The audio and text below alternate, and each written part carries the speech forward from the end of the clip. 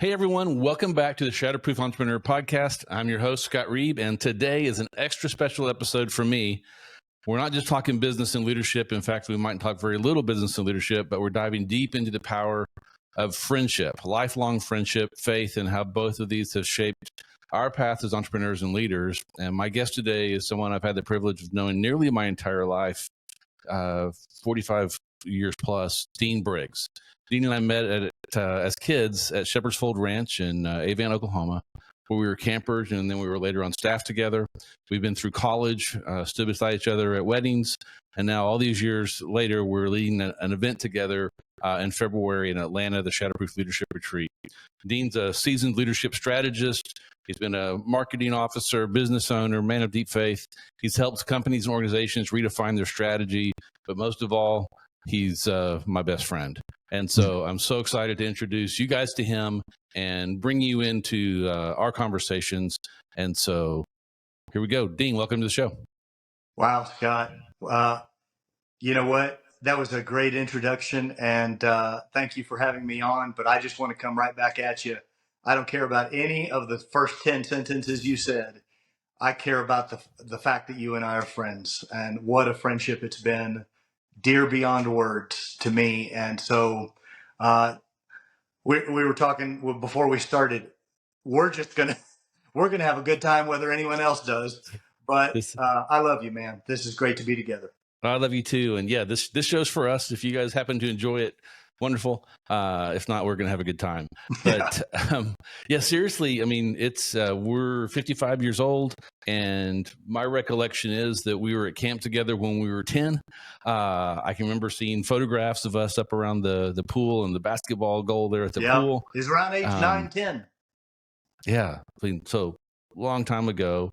And then we got to serve together on staff at Shepherd's Fold, where we really started becoming friends and brothers. And then you drugged me to Southwest Baptist University, and we continued it. And our lives just keep, Dean prayed for us before we started this episode, and our lives just keep intertwining. It's so cool.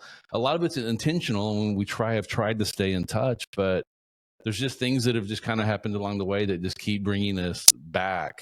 I'm so thankful for that.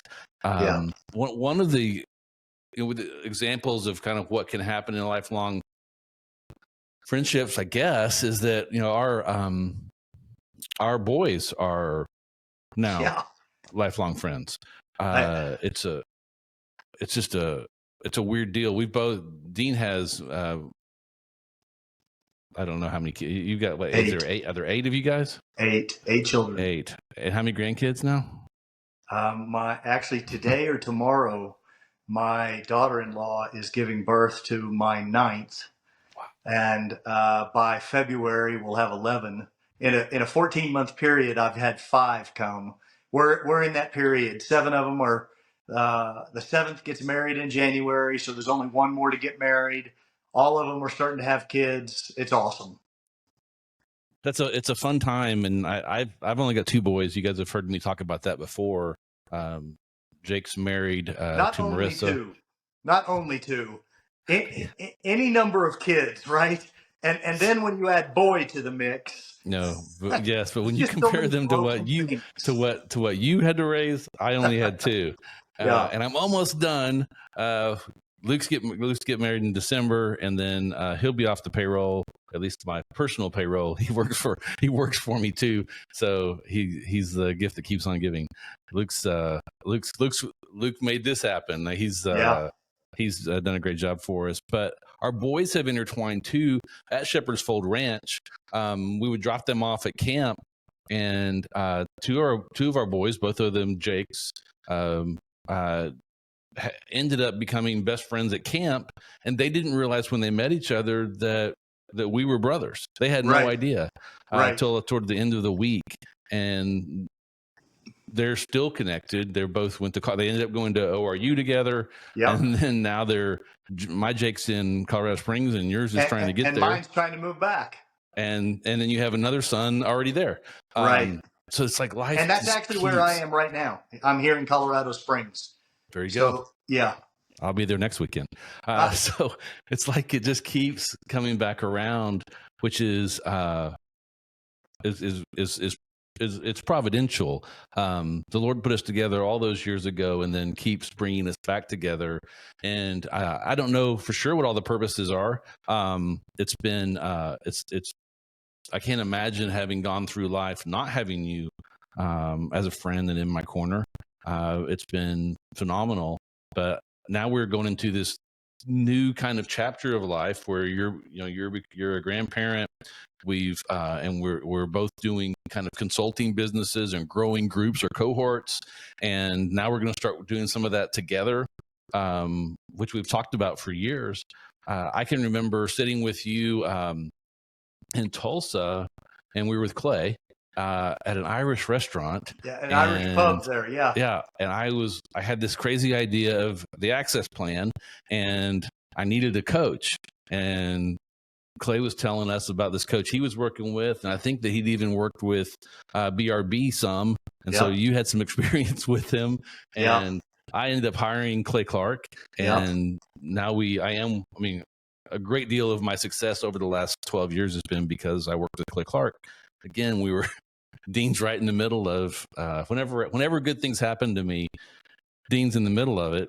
I got married at SBU, which I never would have gone to SBU without Dean. Met my wife my senior year, and our wives were friends, and as they were becoming teachers, and it's just all good things. Wow. Come through you, right? I'm going to send you my good luck fee as soon as this episode is over. Yeah. No, it's we could exchange mutual adoration terms forever, because I could say all that same stuff about you. Yeah, it's just, but that stuff only happens when you've been friends since you were 10. Right. Right. You have to it's the span of time, and it's not all been good times. We've had tough times, for sure. But that was part of it too. Holding together in those times, encouraging each other when you were down and I was up, or vice versa, and fighting each other's fights. I'm with a group of guys here that we talk about the power of covenantal friendship, and that your battles are my battles. Yeah. And not to just look at it. That's why we keep intersecting, is because there's something that keeps us coming back together. Yeah, it very much is a covenant friendship, and we also agree on a whole lot of stuff. Like it's not that's kind of unusual as well, but we just really are a lot in parallel in how we think, how we see the world, and so how we've raised kids. All that stuff has been really easy to kind of come in and out of each other's lives. But I mean, we'll go, I don't know, 1.5 to 2 years sometimes without actually talking to each other. We might exchange a text here or two, and then maybe every couple of years we're able to actually get together. But that's the kind of bond when we talk about lifetime friendships that we're talking about. It's where you can pick right up where you left off. If you need something, they're always going to be there, even if you haven't talked to them in a year, because life gets busy and goes by fast. And sometimes it's just, you just know that I just know that Dean's always there on the other side of that cell phone if I need him, and would jump in his car and go wherever. Hey, listen, Jeannie and I are already talking about that Alaskan cruise, man. We're going to figure that out sometime in the next 12 to 18 months. Well, and in one of our calls recently, I was telling them that my parents just got back from an Alaskan cruise, and when the first thing my mom said to me when I asked her how the trip was that you need to go with Dean and Jeannie on an Alaskan cruise. Yeah. And so it's just, that's the kind of friendship. And if you're listening, my prayer for you is that you could have a friendship half as good as what we have. I know if you're a guy, you may be thinking, man, I wish I had that. And it's not always easy to find. So I am empathetic, and I am appreciative of what I have. but you should really be striving to find men that you can walk in covenant relationship with, because it really helps smooth out that road. And you'll definitely, along the way, you're going to find some guys or girls that will disappoint you, that you think you're in that kind of relationship, and then you're not, and you figure that out in the tough times. And then the ones that are there for you, those are the ones you hang with, and you just keep going. But we live, if I haven't talked about it before, I live in the Dallas, Texas area. Dean lives in Kansas City area, so we're not geographically close anymore, and haven't been for a long time. But we both are from the Tulsa area, so we do get to connect there some, and that's been helpful over the years. And then I said, with camp, we've been able to touch base there. And I think that's important when you have relationships like this to go a lifetime, is you have to have touch points where you just kind of know eventually we're going to get back together, because we have these common places and common things that we do. Catch everybody up, because I've just been a lawyer for a long time, so it's been pretty consistent. You've done a lot of different cool things. So kind of tell everyone kind of what you're doing now out of your Kansas City area. Yeah. So to be brief, I've worked in and out of the marketplace and ministry, just kind of weaving in and out. I pastored a church for a period of years. I've worked in journalism, in radio. I've run my own a small graphic design company that kind of developed into doing marketing consulting work. I've worked in new product development, in manufacturing, have my name on a couple of patents. And in the last few years, decade or more, have worked more and more with movements on the ministry side of things. Movements within the church. There's these different movements within the church, and I would be in something called the prayer movement, and helping to strategize and message key moments or gatherings. I've been a part of messaging and mobilization for stadium gatherings, anywhere from 20 to 80,000 people or more. And I travel around the world.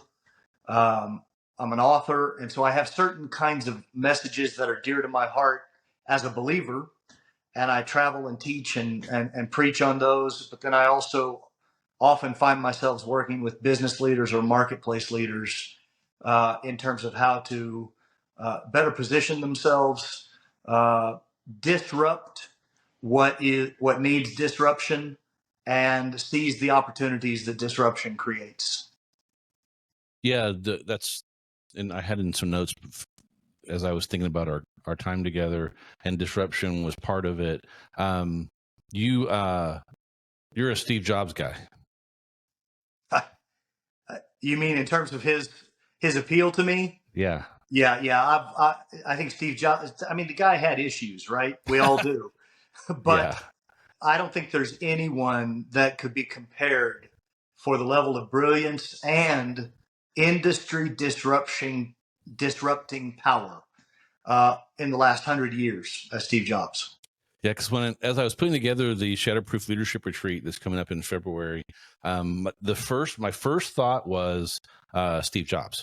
Let's study Steve Jobs. Are you and I gonna wear black turtleneck? We could have. Yeah. Okay. That's all right. Next round, and round glasses. Yeah. We'll bring back our round glasses. But I was like, and then I just really felt the Lord saying, no, we need to go study Truett Cathy first.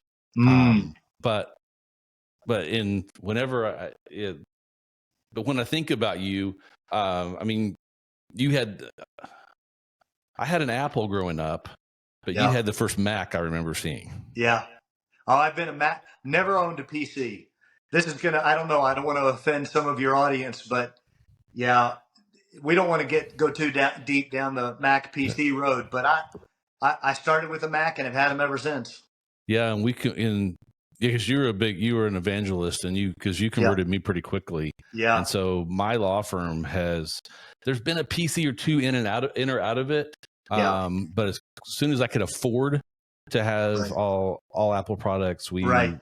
and so we started in 05. By 07, Yeah. we were all Apple, and have never, I say that I did one time buy a Surface. The advertising pulled me in, and I bought it Yeah. and tried to use it, and it was just like, nah, Yeah. this isn't for me. And I gave it to Ron Griffin, Yeah. who loves it. That's what you punish wayward employees with. You go take the Surface or the PC. Yeah, people that run Christian organizations, they have to take what they get. So I just gave it to him, and he loves it. But yeah, but no, I've always found that interesting. That like I said, that you're a Steve Jobs guy. I am too. But it's like when you think of a Christian leader, that's not Steve Jobs. No. So what do you like about Steve Jobs? Oh, that's a great question. Yeah, because we could go down a biblical catalog of vices he had and virtues he lacked. Yes. But I think Steve Jobs represents the power of a relentless vision. Steve Jobs was possessed by a vision. There's a book out by a man named Father Thomas Dubay, and it's called The Evidential Power of Beauty. And just that phrase to me is so loaded. Steve Jobs, I remember one of the great stories about Steve Jobs. They're working with the engineers on motherboards and circuitry and all of this. And he looked at a motherboard one time in the early days and told his engineer, "This thing is ugly. I don't want any part of my machine to be ugly. I don't care if anyone ever sees it. You see it and you should care. Rewire it, it's jumbled, it's messy, it lacks organization. It may work, but it's ugly. Make it beautiful." And so that kind of vision that then permeates. You can't be that obsessed with excellence and beauty and be driven by that level of vision and not have it permeate every aspect then of what you roll out. And that is what characterized and has characterized Apple. For a long time, the PCs won based on price and utility. And Apple almost went extinct until Steve Jobs returned. And he began to apply something that, even to this day, I understand there's benefits to an open architecture for programmers, and there's certain industries that a PC benefits more. But by and large, the other thing Steve Jobs was excellent at was anticipating what people wanted before they knew they wanted it. He could create a demand by anticipating the next upgrade of features before they even had the ability to articulate that. So then it's easy to market to that because you're the only one that's had the vision to lead the charge to it. Right. And so there was that unique combination of factors where he would just drive his people to the excellence of the vision he himself was committed to.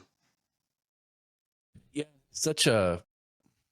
he's kind of a polarizing figure, and he's I don't know the right word for it, but I totally agree with you on his pursuit of excellence in his business life. And then, but you look at his personal life, and it's a disaster. It's the opposite of excellence. Yeah. How does that live in the same person? Yeah, on a show like this, it really matters to say, at the end of the day, if I could have been Steve Jobs, I wouldn't have, because I would want a more whole life than what he had. He was a passionate disruptor, innovator, and thinker and marketer in his own right in a way that can't be ignored. But I want to be a whole person. I want a whole life. And there is another half of his life that I wouldn't want, at all. And so I don't want success at that price. There's another kind of success that is far more valuable to me. Yeah, and that's what this show is all about, is talking about the intersection of faith in business and faith in success. And so you're kind of leading into a thought that there's a trade-off somewhere. You to be what Steve Jobs was and to have the success he had, did he have to give up that personal side, or could he have done both?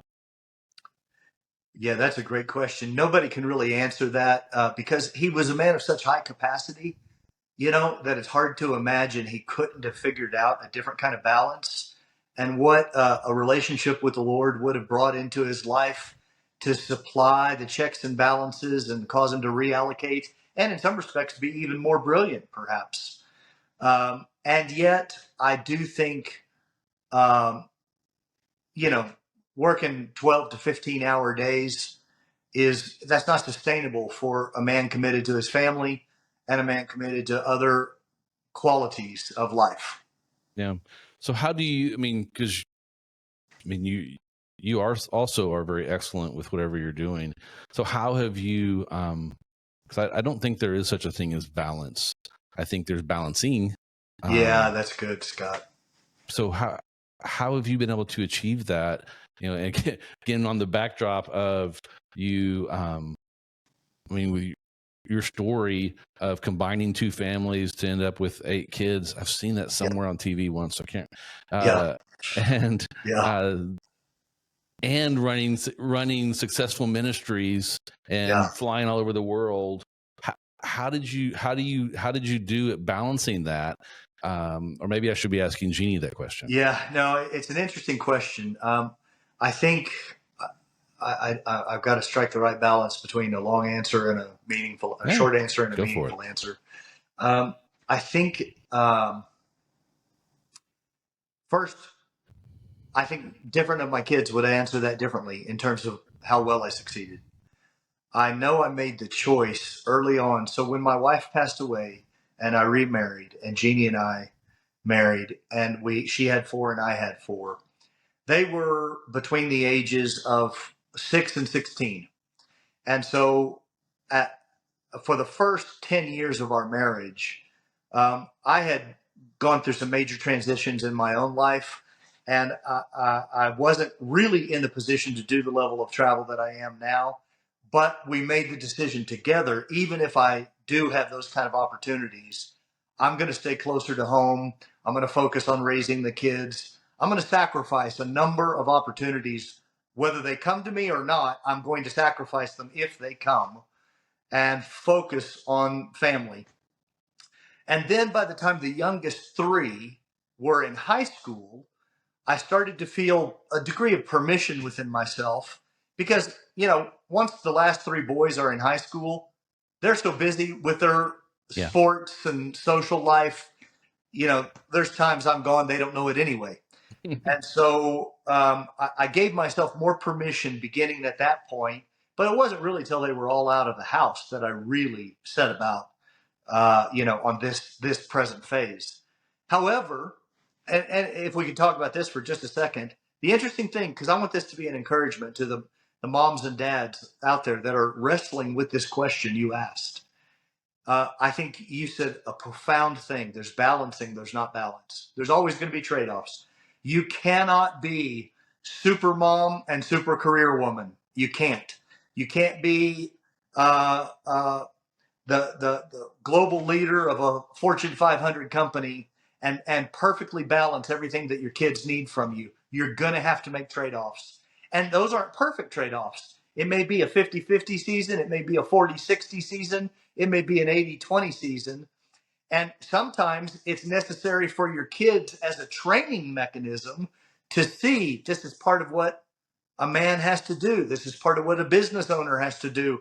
This is part of what a father has to do, where they see that because that's part of real life.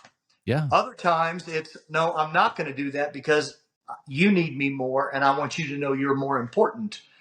And at the same time, 2 kids raised in the same family, I can do the wrong thing in the wrong way at the wrong time, and the child with a certain personality will receive it without offense and understand and be okay.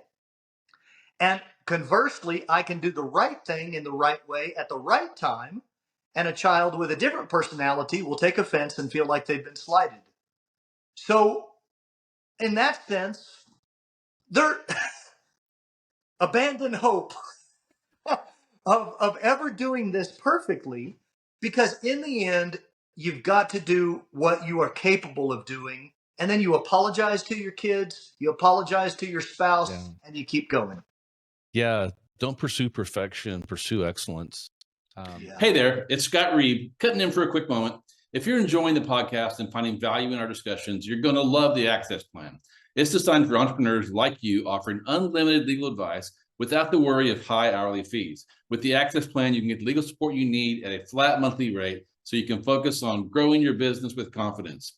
Head over to reeblaw.com/access to learn more and join Access now and get busy shatterproofing your business. Now let's get back to our amazing guest. I had a saying as the boys were growing up, that life is choices and choices have consequences. Yeah. Make sure you're consciously making decisions, not just going with the flow, because it's too important. And suddenly, if you don't do that, suddenly you find yourself somewhere you didn't intend to be. So good. Because maybe you find yourself in a Steve Jobs type of a life because you didn't really make decisions. You just kind of let people make them for you and just kept going forward. You have to evaluate where you are, evaluate the decisions you're making as you're making them. And, do I want to keep going in this direction, or do I need to turn? Do I take this trip, or do I not take this trip? If I do take this trip, what are some likely things that could happen?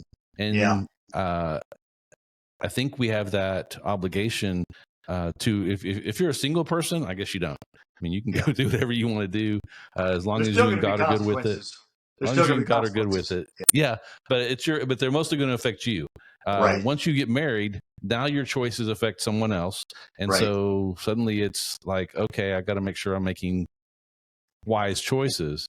And so I kind of say that because now you and I are both basically empty nested. They come back in some, but they're basically gone. And so now that balancing is just with our wives. Yeah. Right. And you would think that would be a lot easier. Right. And in some ways it is. But it's really, Dean's got an amazing wife. Jeannie is amazing. And she's very, independent and self-sufficient and can take care of herself. Not that she doesn't let him take care of her, but she is a great woman. And it can be easy when you're married to someone like that, I would think, to go about doing your thing and thinking they're okay, when maybe they are and maybe they aren't. Yeah. Because now they don't have kids to take care of. I think there's a couple thoughts that come to mind. Number one, just going back to what you were saying about the power of choice and consequences, I was reminded of that famous Calvin and Hobbes, where they're sledding down the hill furiously in the wintertime, and Hobbes is riding behind Calvin, and he's like, "Are you sure we should be going this fast?" And Calvin's like, "Oh, this is awesome." And then they crash on a rock at the end, and scarves and hats, and Calvin's all banged up, and he's like, "I can't believe that happened. What happened?" And Calvin's like, be careful that you don't arrive where you're going. Actually, he said it more pithy than that. It was like, it seems to me like we got exactly where we were going. So yeah, that really is important. But it was actually just recently I was in Sri Lanka and India. And I was 2 or 3 weeks overseas. Yeah, me too. and it was after a period, about a year of some extended overseas trips that you just take 2 and 3 weeks at a time. And I thought, I don't want to do this. I love it. But I don't want to be away from my wife. When your kids are empty nesters, you just enter into a different state of their need of you. You're in some respects more powerless to help, but it doesn't mean they need you less, because they're finally getting to an age where they aren't cocky enough to think they can do it on their own. and they appreciate your wisdom at a different level, plus to be with my grandkids. And so I thought, I started my own, this was part of our conversation.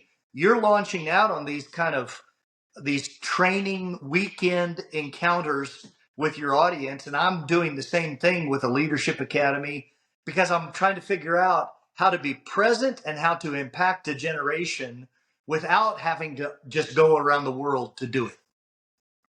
Because man, I love my wife. When we got married, we had 8 kids.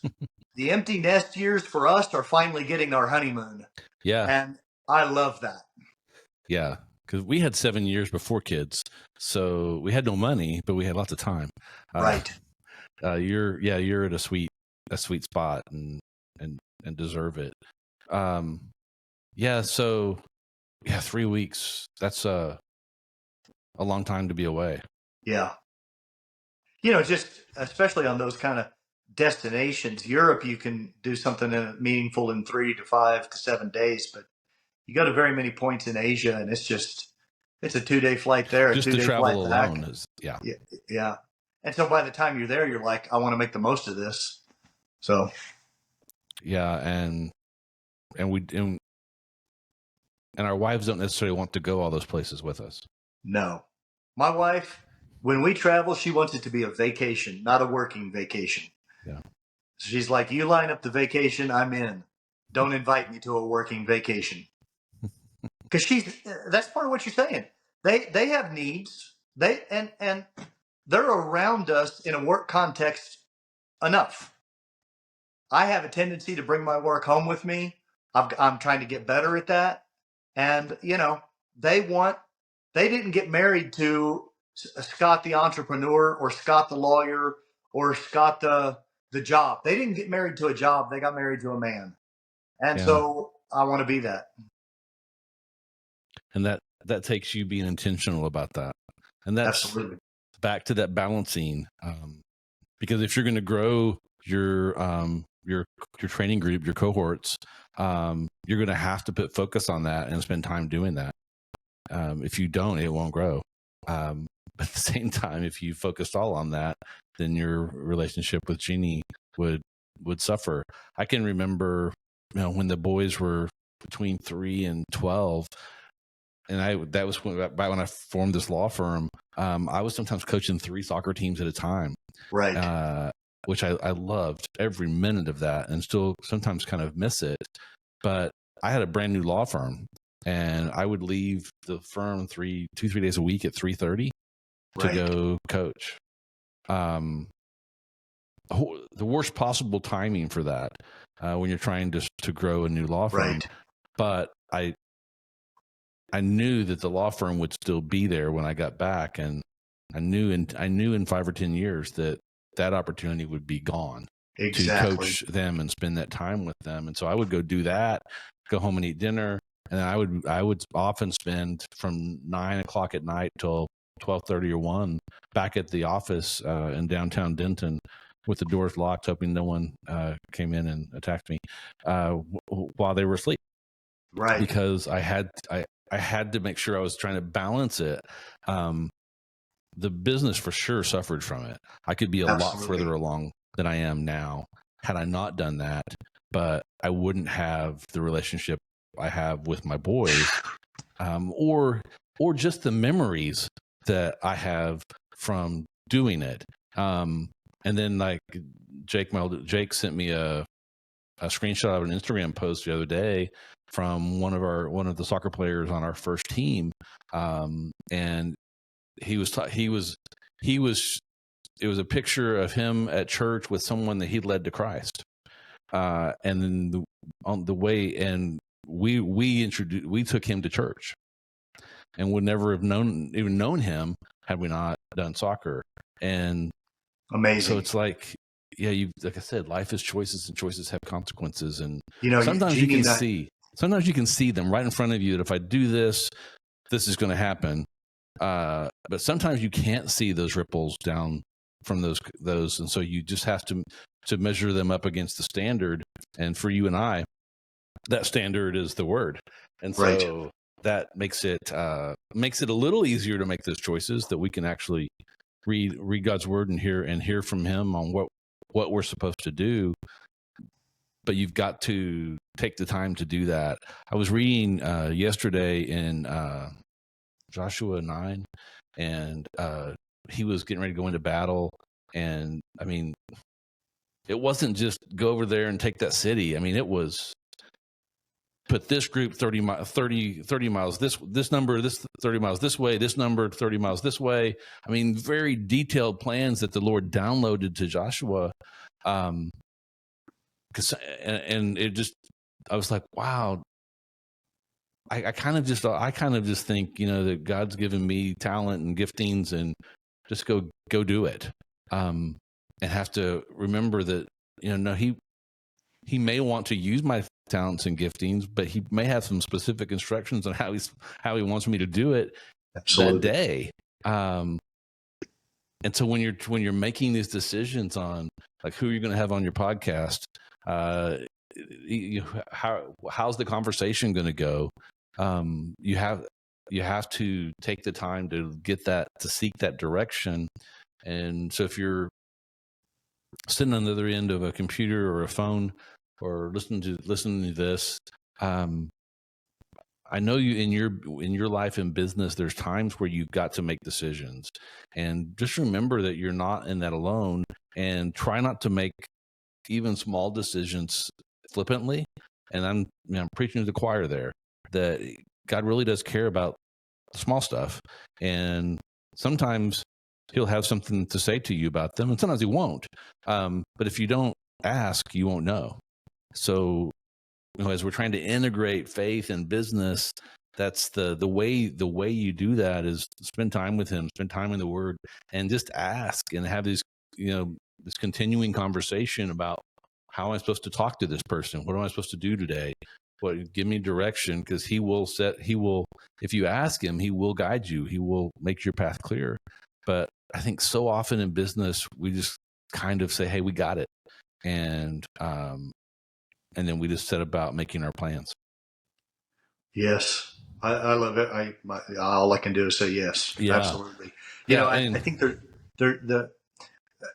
for the business leader that approaches their life from the vantage point of their faith and that worldview, I think the idea of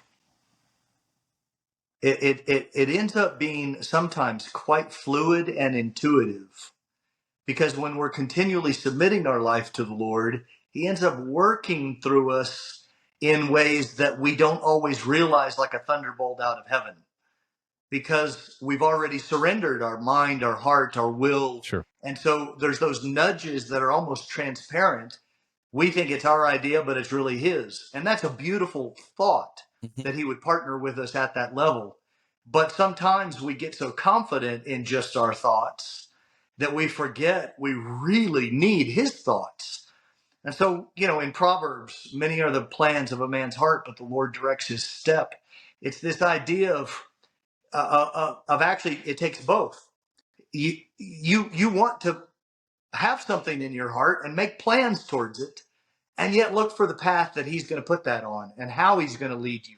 There could be 10 ways to bring the same vision to pass, but 2 or 3 of them might be better, 5 or 6 of them might be less, and 1 might be best. And so, it might be your idea. It might be a good idea, but what's the best way to do it? These are the things the Lord loves to do. Yeah, and I think many of us, and you and I talked about this recently, I think we try to run these parallel paths where we're a Christian business owner, but that's business, and we're just going to make business decisions according to our business training and experience and education, and then we do our Christian stuff over here. And I'm more convinced than ever that it's not. It's a combination of integration of the two is how you truly be successful at both endeavors. That as you're doing business, you're doing discipleship, you're making disciples, that it's all one thing, and it makes life much more simple. Yeah, Dean and I talked about, I don't know, a few weeks back about that, I don't know, 18 months ago, that I kind of had that revelation is too big of a word, but realization that I needed to integrate those two. It wasn't that I was two different people, but I was showing two different personas. It was business person Scott and Christian Scott. And so I had to have my personal Instagram and my business Instagram, for example. And it's like, no, it's just one. It's just it's just who I am.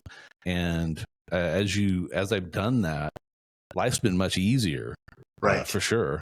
And the conversations come much more naturally because people are like, oh, okay, it's okay to have that conversation because you're integrated. Right. And I may be saying it all wrong, but that's just how it kind of feels to me. And I think there's people out there that are dealing with that about, how do I be that Christian business owner, Christian leader? And that's a big part of why I chose Truett Cathy for this first leadership retreat that we're going to study, because it's someone that did integrate their faith completely into their business. And it's why I can't have chicken sandwiches on Sunday. It's aggravating, but but admirable at the same time. And so we're going to go to Atlanta in February, and Dean's coming with us.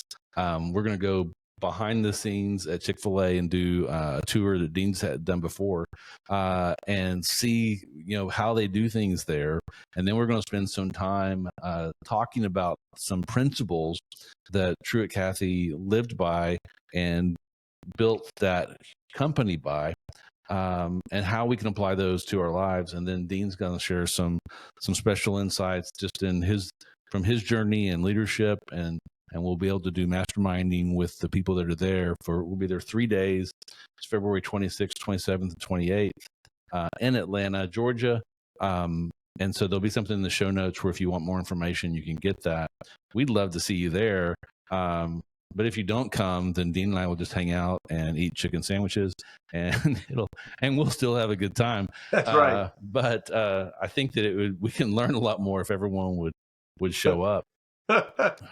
You know what, Scott, on that point, just because some of your listeners may or may not know, but that place is beautiful. Yeah. And it's a retreat just to go there. Not to mention the behind the scenes, the content, the interaction, the masterminding, the training, just to go bring your spouse, just be there. It's so well done. It's such a class act. The rooms are beautifully appointed. The property is, lush, and it's just all it's a worthy vacation. Make it a working vacation. If you can talk your spouse into making it a working vacation, it's awesome. Well, and we're doing it Wednesday, Thursday, Friday, which would allow you to stay Saturday and Sunday to have a little bit of that vacation. And that's how I've made it work with BB, is that it's like, you'll come with me, we'll do some business, but then we're going to stay after and have vacation. We've done it the other way too, where we'll vacation for a couple of days and then do the business. But if it's just business, she'll go with me. But it bothers me. Like I'm out doing my thing and she's sitting in the hotel room, and it just does. I just don't like it. If I know we're going to do something fun afterwards, then it's worth it to have her there. But bring your spouse. If they're involved in the business, awesome. If not, bring them just to be around and see that there are some normal people doing business, and that all the stuff you think isn't crazy. And some of the people that have signed up for this are building high-level businesses, and we're wanting to build brands that are excellent, like Chick-fil-A. And so we're going to get to see that example. You can kind of hold it up and compare it a little bit to what you're doing in your business. I know I will be, and then figure out how we can go back home and implement some of what we learned. Well, Dean, I've got 5 questions that I don't know the answer to all these, so I'm going to run through them real quick, and we'll just see what you say. Oh boy, what's one leadership book you would recommend? One what? Leadership book you'd recommend? I don't know. The name of it is eluding me right now. There's a number of them out there by, there's David Goggins and a number of these ex Navy SEAL guys, military guys that are basically, it's got some language, they're coming from a different perspective, but it's really about embracing the very thing most of us try to avoid, which is struggle, suffering, and hardship. Yes. as the primary muscle growth motivators in our lives that prepare us for the challenges we don't know are coming. But if we embrace the hardship now, we will have success when we need it. And it's just it's about a mindset shift. One of them I think is called Embrace the Suck. Yes. I can't think through with that. Yes. Okay. That will go with that one. So I totally agree. Suffer now or suffer later. I'd rather choose the suck. Yeah, that's cool. What's a daily habit that keeps you centered? I spend every morning in the Word. Yeah. How do you recharge after a busy week? My wife is an amazing kisser. Move along. I should have known. And what's the biggest lesson you've learned as an entrepreneur? It's going to cost you something. Ooh. Yeah, going to cost. Man, that was awesome. Well, Dean, if someone happened to want to connect with you, how would they do that? You can go to just go to deanbriggs.com. It's actually set up as my ministry and author webpage, but there's a consulting link there. A contact link. I wear those 3 or 4 different hats, and I don't try to have 5 websites. So you can email dean@deanbriggs.com or go to deanbriggs.com, and there's a contact link there. Cool. And you're working with groups right now. So who would that be? Who should reach out to you? Who should reach out to me? Well, on the business side of things, if there's a pastor or a ministry that is looking to understand how to reach their audience in a more effective way, but that spills over to any business owner or marketplace leader, I believe there's power in finding the story behind your brand rather than the features of your product or your business. And so narrative branding, I think, is the next wave of effective customer loyalty. Yeah. And those businesses in particular that feel stuck and ready, therefore, to take some risks in intentional disruption. Yeah, we didn't even get to narrative branding, so we'll have to do an episode 2 at some point and focus on narrative branding. Man, my friend, thank you for coming on the show. It's been a blast. As we close, I do want to offer you a blessing. You are a true friend and leader, and I'm blessed to have known you. May God continue to guide and strengthen you as you lead others with faith and wisdom. May his hand be upon you in every decision you make, and may you continue to inspire others in both life and business. I just wish you blessings, my friend and brother. Thank you for coming on the show. Ladies and gentlemen, if you've enjoyed this as much as we have, then like or subscribe. And until next week, stay Shatterproof.